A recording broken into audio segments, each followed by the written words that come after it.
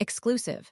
Labour's Torsten Bell defends spending plans, condemning the economically and morally bankrupt status quo. Rachel Reeves, Labour's shadow chancellor, has faced intense criticism from business groups for her proposed £25 billion increase in employer national insurance contributions, a key element of her October budget.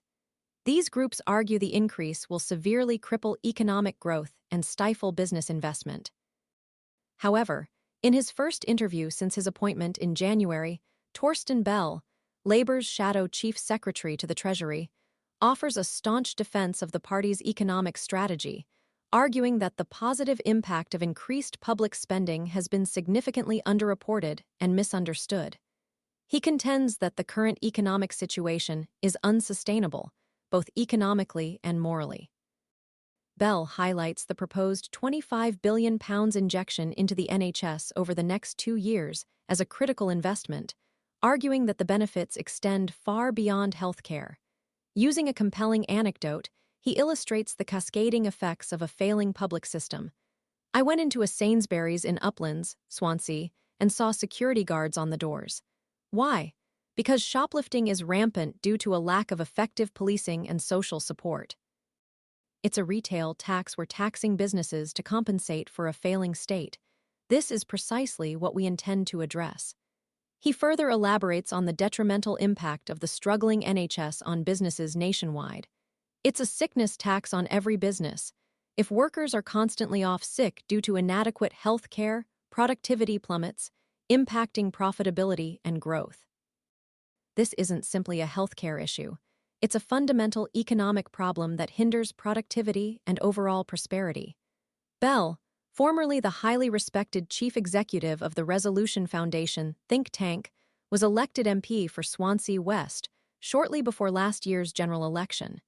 His 6 months in Parliament have provided invaluable insights into the everyday struggles faced by constituents across the UK.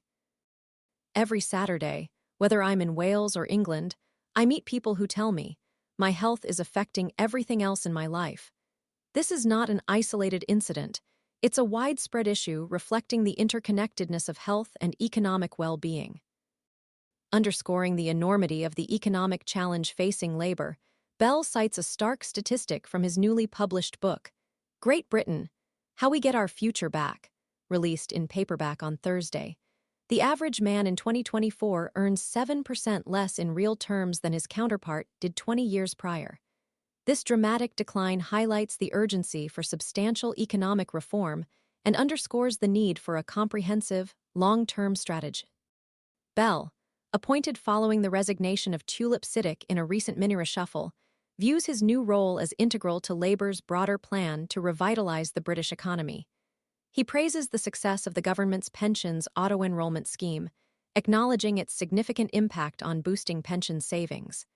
However, he emphasizes the need for ongoing refinement to ensure the system effectively serves the needs of all savers, particularly those most vulnerable to econ.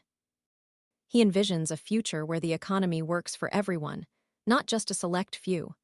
The Labour Party's vision, he argues, is one of shared prosperity and a more just and equitable society, achieved through targeted investment in public services and a robust, well-funded social safety net. This is not merely a matter of fiscal policy, but a moral imperative, a commitment to building a society where everyone has the opportunity to thrive. The current economic model, he insists, is not only inefficient, but also morally reprehensible in its disproportionate impact on the most vulnerable members of society. The Labour Party's plans, he believes, represent a necessary and overdue shift towards a more sustainable, equitable, and prosperous future for all Britons.